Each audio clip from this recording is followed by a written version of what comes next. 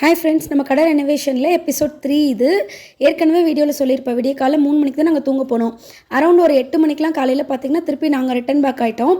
அதே சமயம் ஸ்டாஃப்ஸும் எல்லாருமே வந்துட்டாங்க. கிச்சனில் ஒரு சின்ன ஸ்பூன் கூட விடாமல் எல்லாத்தையும் கம்ப்ளீட்டாக வாஷ் பண்ணி எடுத்து வைக்கிற வேலை தான் போயிட்டு இருந்துச்சு.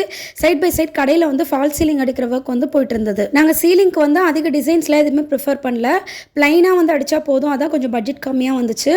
அந்த ஒர்க் நடக்கிற கேப்பில் லஞ்சுக்கு வந்து பார்த்திங்கன்னா பக்கெட் பிரியாணி ஆர்டர் பண்ணி எல்லாருமே சாப்பிட்டுட்டோம். எங்களுக்கு சீலிங் பண்ணி கொடுத்தவங்களோட டீட்டெயில்ஸ் எல்லாமே டிஸ்கிரிப்ஷனில் கொடுக்குறேன். சேலத்தில் இருந்தால் கண்டிப்பாக யூஸ் பண்ணிக்கோங்க.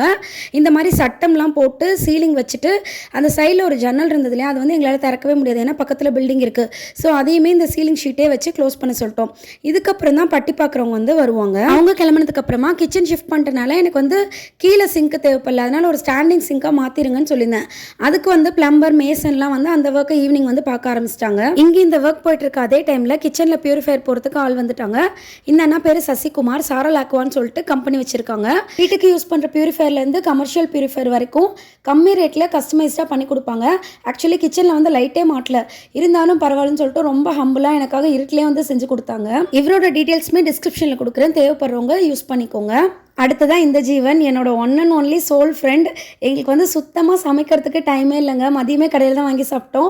இவங்க தான் வந்து பார்த்திங்கன்னா என்னைக்கெலாம் எங்களால் முடியலையோ அன்றைக்கெலாம் சமைச்சு கொண்டு வந்து எங்களை அவ்வளோ பத்திரமா பார்த்துக்கிட்டாங்க. ஆக்சுவலி இதோட ஒர்க் முடியல.